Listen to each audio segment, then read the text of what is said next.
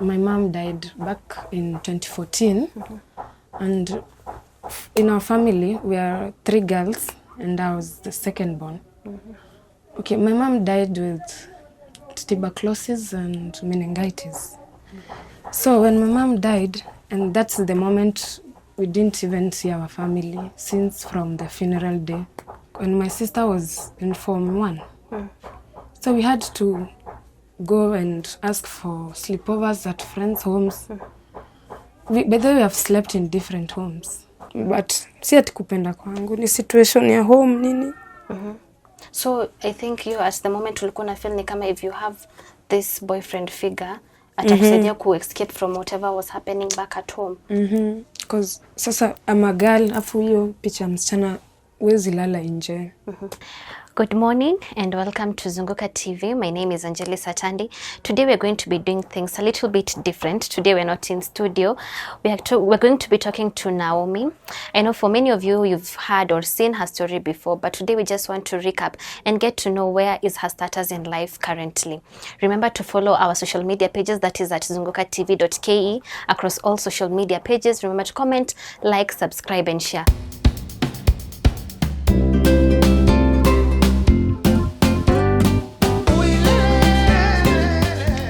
Naomi? I'm good. I know for many people, some have already seen you, they've heard your story, but for the audience who are getting to hear your story today for the first time, kindly introduce yourself. Okay, my name is Naomi Musembi, and I'm a mom of 1. She's 4 years old. You're saying you're a mom of 1. The first time that your story hit the limelight is when you were interviewed and you said that you got pregnant at 17. If you can kindly go back to where all that started. Okay, it all started when my mom died back in 2014. And in our family, we are 3 girls, and I was the second born. Okay, my mom died with tuberculosis and meningitis. So when my mom died, and that's the moment we didn't even see our family since from the funeral day. How old were you at that moment? Remember, but I was in class 5. I can remember. Yeah, I was in class 5. So that time life was not that nice. So after mom died, what did your family do? Okay, we used to live with our aunt with her 2 kids, but she was not that nice because saa zingine hata tungefukuzwa for no reason. And when my sister was in Form 1, so we had to go and ask for sleepovers at friends' homes. By the way, we have slept in different homes. Until now, I feel nice, by the way, that I have my own place. Because let's say I was homeless. When your mom sasa alikufa, lazima ungekuwa umeachwa na guardian because you had to study na nini na nini. Who took that role? Yeah, we had a sponsor. But I don't know what happened. My aunt, na hizo fitina tu mingi akatuharibia. When you fell pregnant, you were in high school. What happened? Were you dating this guy? How old were you at the moment? How old was he? Okay, he was actually about around 22, 23. Yeah. And I was 17. Yeah. Was he your boyfriend? Let's say, because unajua as in we met because of ni life venye nilikuwa napitia, nowhere to sleep. So I just had to. Sikuwa na otherwise. So when you got pregnant, alichukulia aje? Not so well. Was this the first time that you two were sleeping together? It was kare, ilikuwa inaendelea for a while? Ilikuwa inaendelea by the way. But si ati kupenda kwangu, ni situation ya home nini. So I think you at the moment ulikuwa na feel ni kama if you have this boyfriend figure, atakusaidia ku escape from whatever was happening back at home. Because sasa I'm a girl, afu hiyo picha msichana wezi lala nje. Umemention about your sister who was in high school at the moment when mom died. Alichukuliaje when you fell pregnant? With her, she was easy, very supportive. Kabisa. Now what happened? Ilibidi wache shule sasa after getting the baby? Actually, hata hiyo shule, nikata nilikuwa nasoma bure. Because hata sikuwa ni shule tu ya mtaa tu. Ile tu mnaenda kupass time nini. So unajua huko hizi mtaa si kila mtu wazazi wao wako hivyo well off. Na nataka when you got the baby, now when you delivered the baby, what next? What happened? Okay, I was living at a friend's home. They used to help by the way, but at times unajua ningekaa nione nikaa niko burden. Tunaona pia au si ati wako hivyo sawa, pia wana hustle. So na venye ulipata mtoto ulikuwa unakaa tu na wao?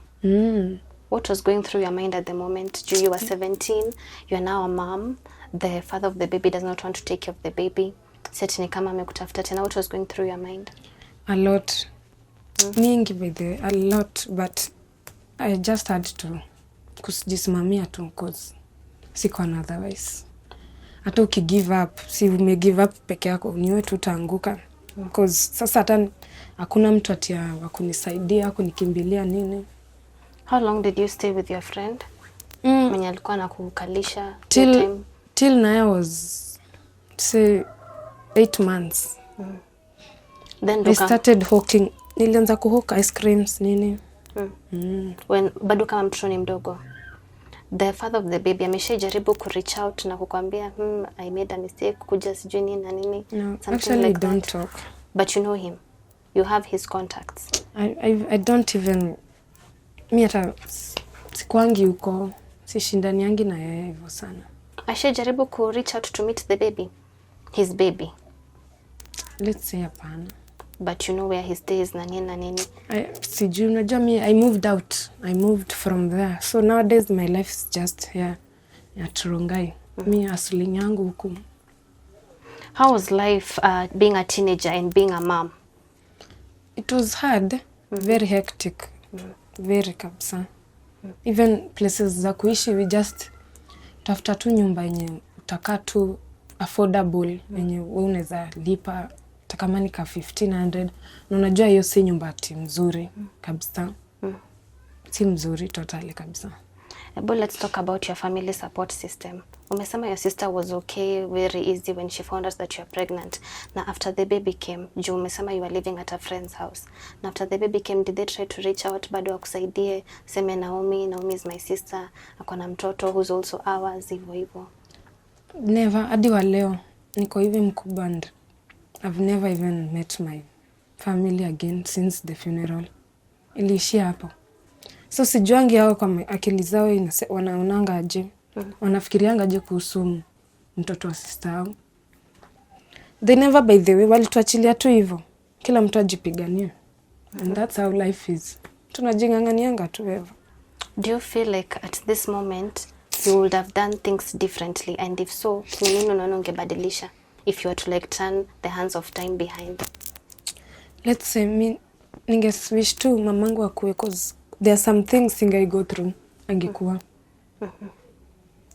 Vitu zingine hata singaiona kabisa cause I knew her. Very hardworking. Do you feel ni kama ile death ya mom venye take place ndio ilikudelay pia na kwenda shule? At 17 you informed to, meaning kuna time ilikuwa ime stop mahali, you were not going to school.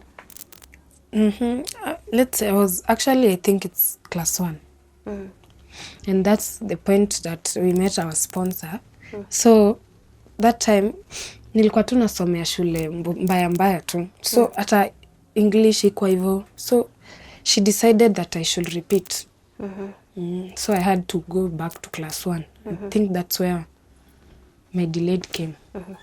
Life as a single mom, life as a teen mom, si rahisi, especially in Nairobi then, considering you don't have any formal employment. The journey ya ku raise a baby, right now she's almost turning 4. Imekuaje? It's been hard.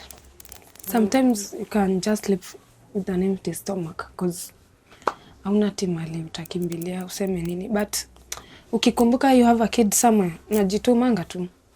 Bila kuambiwa unajituma wewe mwenyewe. Does Naya, she's called Naya, does she get to ask, "Mom, akwapi daddy, mbona sisi hatuna daddy?" Hivyo kitu kama hiyo, like the other kids her age. Do you know kids play a lot and they talk a lot? Na maybe anaona, oh, this family kona this setup, sisi hatuna hiyo setup. My kid hatajaikuwa na hiyo issue. She never asked. Never. Kabisa. She's just fine when we are together. I don't know why, but ajawai niuliza, ajawai. Yeye ako tu sawa. Time yenye ulikuwa shule ulikuwa unataka kupasu nini, kukua nini? Well, I had a lot, but mi nakuwa tu na talent kangu tu ka acting. Unaweza taka kurudi shule tena kusoma? Sahi, I don't think so, cause I have a lot in my hand. Sahi, niko na school fees ya Naya, nafaa ni raise. Maybe I go nisomee kitu fulani. Kama course ya... Kama course. Course ya TVET. Unajua kuna at times when life throws a lot of battles to you, you feel like giving up, ama you feel like mbona mimi ndo nikapewa this life, ama mbona mimi nikapewa this battle to pick. Have you ever felt ni kama this is too much for me to handle? A lot, most of the times. Mara mingi hata niko hivi sahi. There sometimes na feeling low kabisa. Afu there's no one to talk to. So who do you regard as a support system, considering that family is not there for you as much as they should be? My sister. But she's been there for me all along kabisa. Since today. Yendo una regard as your support system. Na some of your friends. When we came here, uliniambia that some of the things that you have ni marafiki wamekupea. Tell us about the impacts that your friends have been having in your life.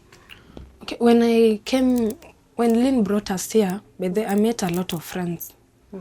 And they're helpful friends kabisa. Ni marafiki wa kusaidia mtu kabisa. And I'm really grateful I met them. Because mimi mali point life ilikuwa imenifikisha. I think hata nilikuwa nishikwe na depression. But tena naona hapana. That's why me nakuwa I have a lot of friends here, a lot. Na they do help. Hata jobs nini. We search for jobs together. Because tunaelewana, because most of my friends huku they are single moms. Mi hadi nawaambianga nyi mko sawa, mko na mama zenyu hapa, mnaonanga nini, at least ukikosa you run there. So like wanafaa pia wana learn kwangu.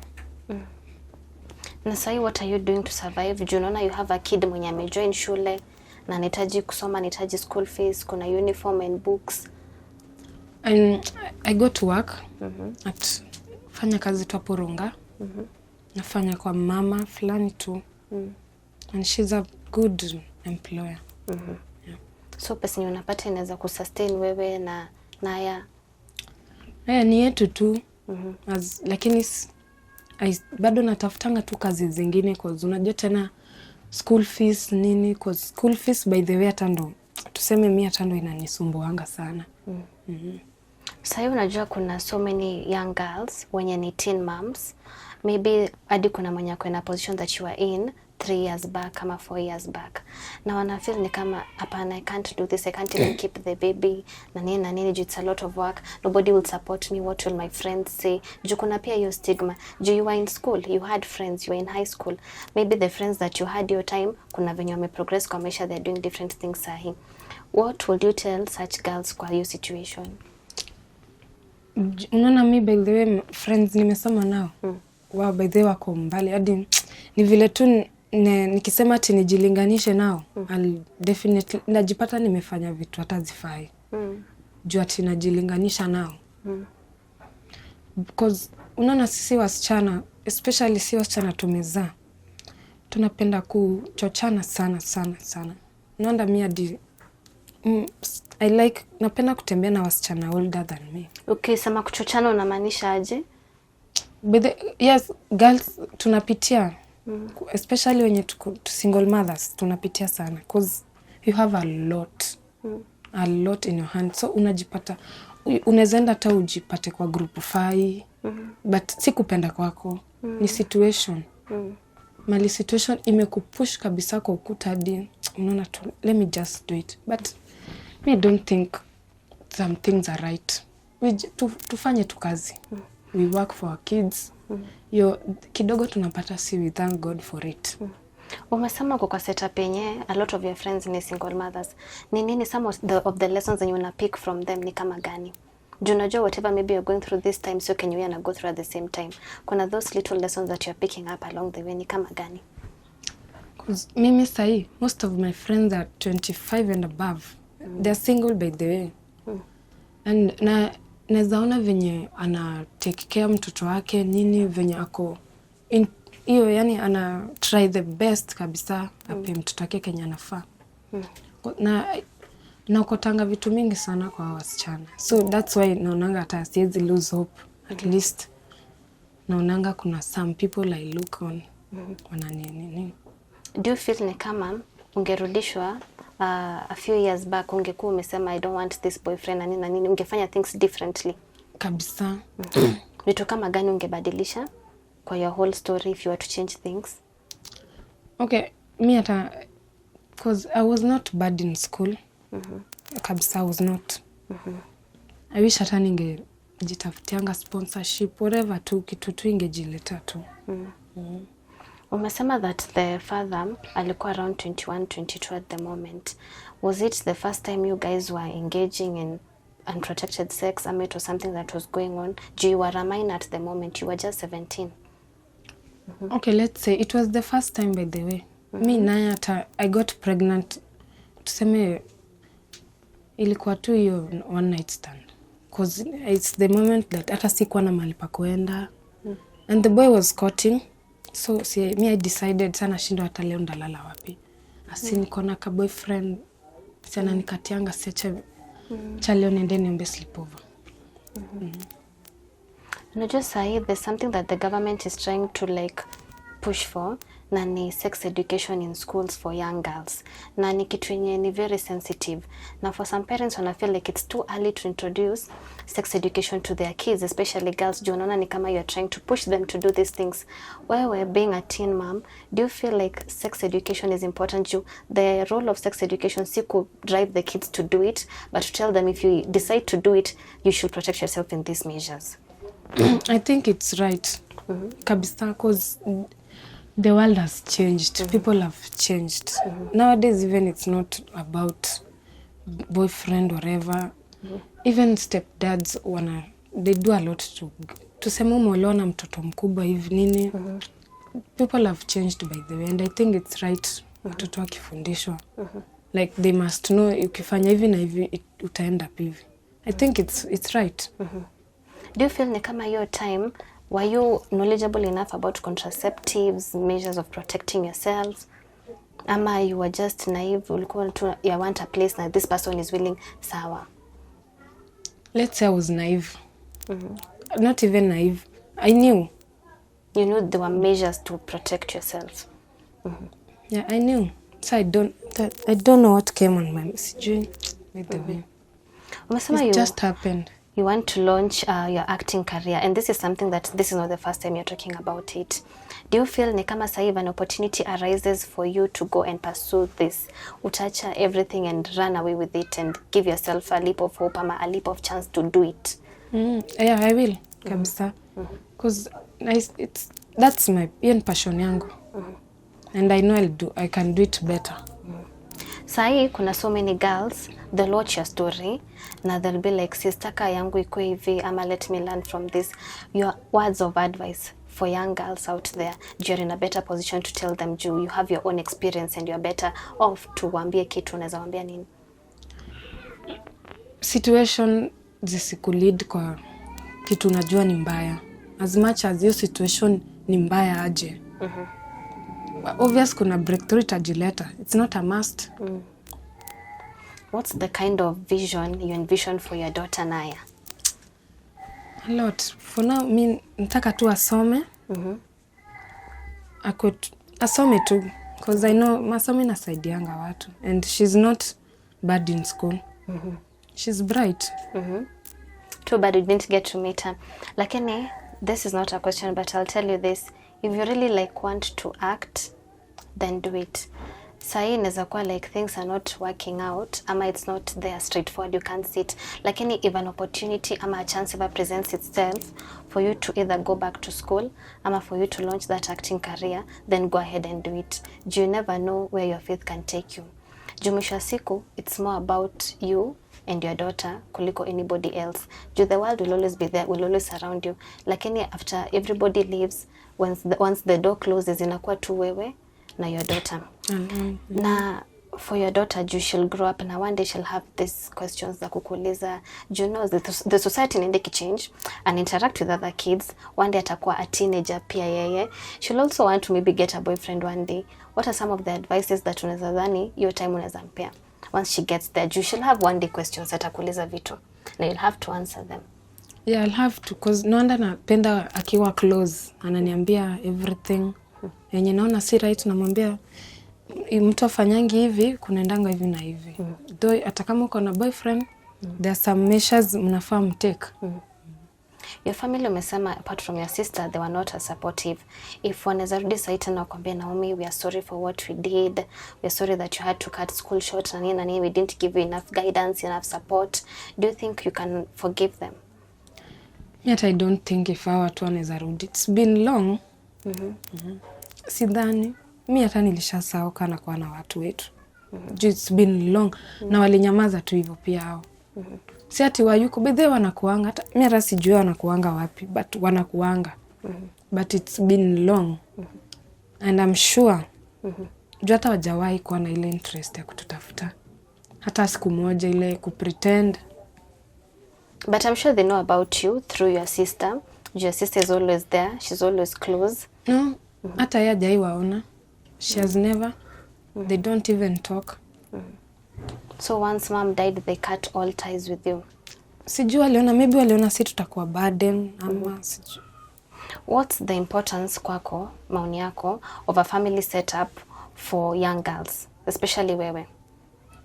Akiwa siachilie, cause the world is not good. First, kwanza kwa wasichana, it's not. Cause sasa kama una mtu atao kukuguide, hata ule mtu mkali, hakuna, si unajua utafanya vitu venye akili yako inasema. You just go with what your brain is saying. Wewe hata utafikiria. Cause unajua hata hakunanga hata mtu ananiuliza. Si ni mimi tu ndo najiambianga. Kwa hivyo sahi at a moment like this, self discipline ya maana sana. Junaya ana require a lot of your support. Juu mbele nyuma ni wewe tu, you're the only person that anaweza rely on. Na umesema kuhusu the friends that you have, and let's go back to the friends that you have.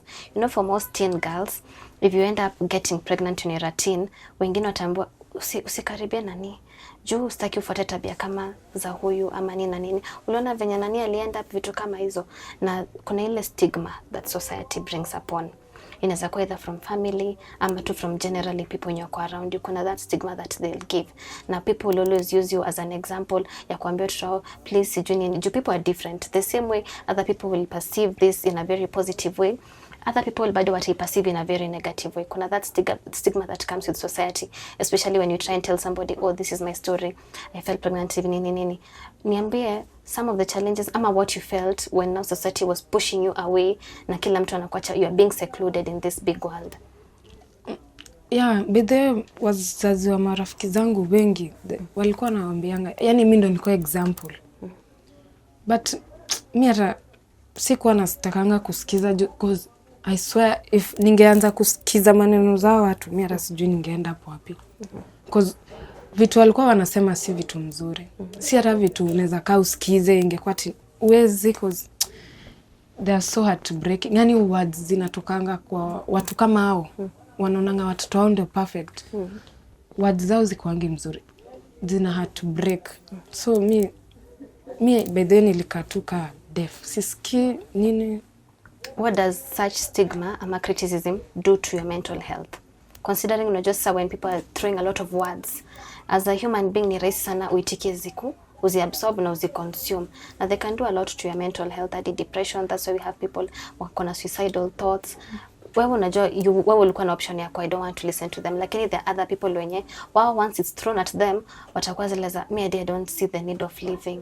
Sioni haja ya kuendelea. No, you see, no, but they, most of them, they just run into drugs. Anyway, tu kuange too high, ndo maisha yako tu isonge. That's what but there are a lot wameingilia tu drugs. Wacha tu nikaange tu high, ndo nisisikiange kenye watu wanasema.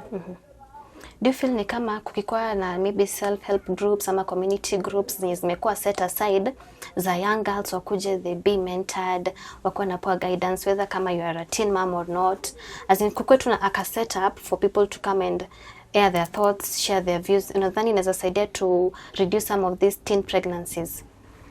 Yeah, it will help a lot by the hata nowadays kunanga. Si kitambo kulikuwa na hizo masemina. But nowadays kunanga. Sijui ni juu watu kila mtu ameenda kwa life yake hadi unasahau na kuwa na neighbor mahali. Alafu most of people wameamua tu kunyamazia shida zao cause si kila mtu anakusaidia. Kuna nyana kuchekelea nini. So watu wengi you just die with your things, unakatu nazo kwa roho. Which si poa. Cause unajipatanga hata most of the time unafuraha. Uko tu. Hauna tama friends nini. But I think those groups should come back. Kama saa zile hauna motivation to like push forward in life, where do you draw your strength from? Me listen to music. Unapenda, who is your favorite artist? Me I do listen to any. Mi nasikizanga music. Any music. Bora tu ini bring back, yani nisikie niko sawa.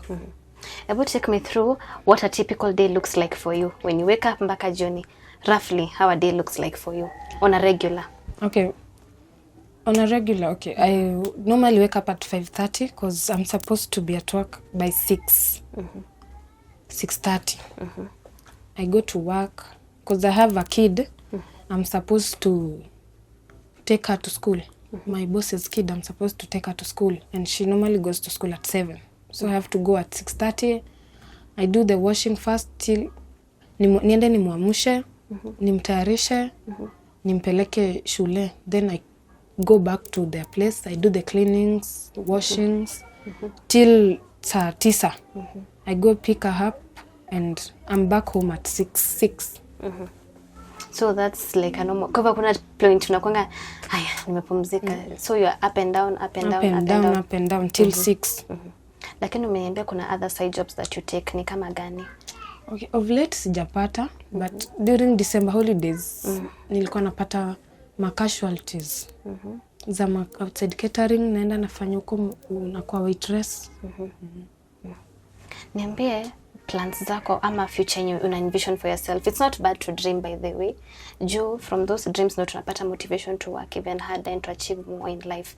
Ni vision gani uko nayo about your life?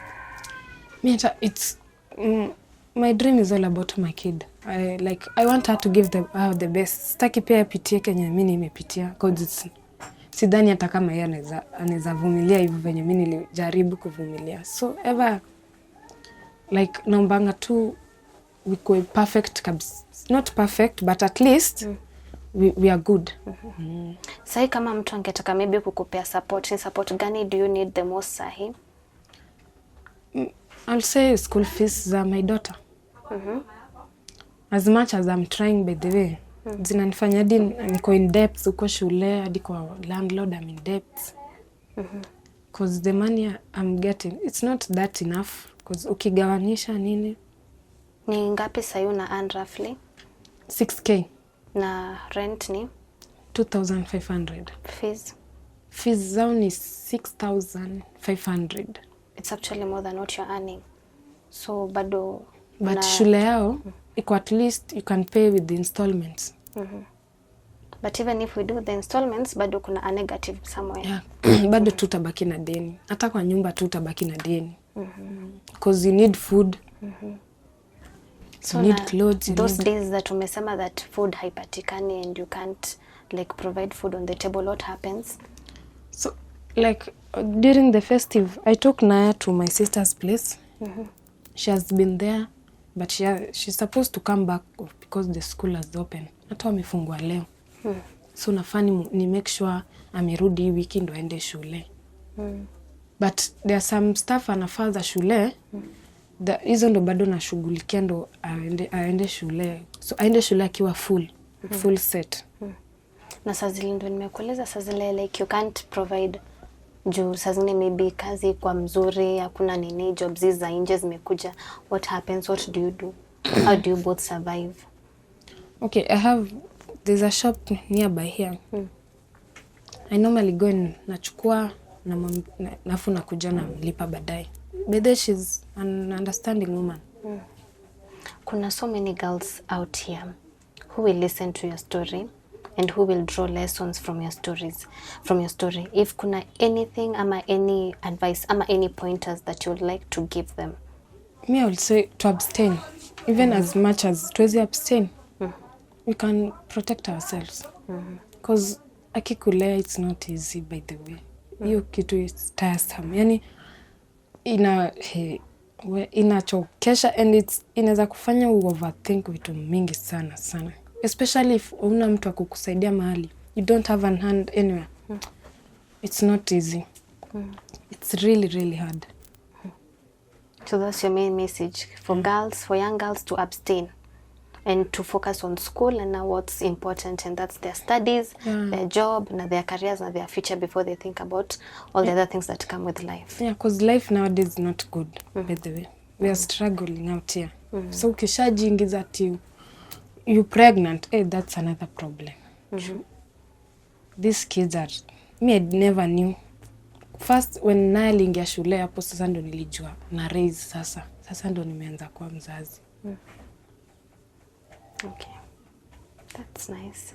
I think that most girls, they should use your story as a way of saying, okay, this one is okay, motivation is sawa, hii ni sawa, lakini this and this and this and this, maybe I can do better. Joado mwenyewe umesema that raising a kid, it's not that easy. Ni tofauti na when you bring them here and they're just tiny, they're little, hawana a lot, but when now it's time for them now to start schooling, na like being you're raising another generation, now that's where the hard work is. Yeah, that's where sasa hapo ndo umeanza kulea sasa. So girls nje wa abstain, they do better. After area protection basi. At the end of the day, you know, when you're a young girl, you will get pregnant, then you'll have to leave school. You'll have to. But now the boys, they'll continue. Their life continues. For you, inaishi hapo hata sidhani kama unaweza pata hiyo time ya kurudi shule. Maybe if you have someone who is supportive, but hivyo peke yako. So wanafaa kumbuke that mwisho wa siku it's your individual life. Wherever you'll have to drop out, then this one anaendelea. Yeah, anaendelea tu kama kawaida yake. Na plus somebody also has the option of saying that it's not my baby na nini. People get that. Si kila mtu pata a supportive partner per se. Others they get partners who end up saying it's not my child, it was your fault, I didn't want to participate, nini, you're the one who brought yourself. Kuna those factors that you come upon. Na as we also finish up, umesema that kuna times that you get depressed na vitu kama hizo and like you get negative thoughts all around. So unakwanga in such a situation, what do you think that ni the best option for somebody to do, ama nini mtu anafaa afanye? For me, mi najipatanga tu na tatu hiyo uchungu nalia nini. At the end of the day, I'm back to myself, of which si poa. Yeah. I feel like if you ever get a chance to do, tukikuja hivyo I was telling you, if you ever get a chance to do what you love doing, you've been passionate about acting, hadi when I called you nini, you've been very consistent about it. If you ever get a chance, ama if you get an opportunity that inaweza kulead to where you want to be, just grab it. Usifikirie will it work ama maybe haita work nini. Don't think about that. Think about, I'm going to do this because I believe I can do it. One, it's something that I love. Unajua kuna ile you're doing it for money and you're doing it for passion. So kama wewe you're passionate about acting, if you ever get the opportunity, ama somebody presents it to you, ama if you create one for yourself, just see kila saa that somebody will bring it. So zingine you have to create a leeway for yourself. But if you ever get to be in that space, own it. Own it and make the best out of it. Make yourself proud, make your mom proud, and most importantly, make your daughter proud. I think that's the take through kila kitu. At the end of the day, everybody will live, lakini right now you're tied to somebody who'll never leave. Yeah. You're the only family she knows, you're the only friend she knows, you're the only support system that she knows. So as much as you'll feel like I want to be weak, it's okay to cry and break down. It happens. Lakini at the end of the day, you need to also gather your courage and your strength for this little person who's also looking up to you. And they're like, my mom is the most super woman I know. She's my superhero. Do you know, like, for the rest of the world, I know there's so many superheroes and non-fictional characters we watch, but nobody will ever beat the kind of support or the kind of role you're playing in her life at the end of the day. Nadi, when everything is all said and done, you'll receive positive feedback, negative criticism.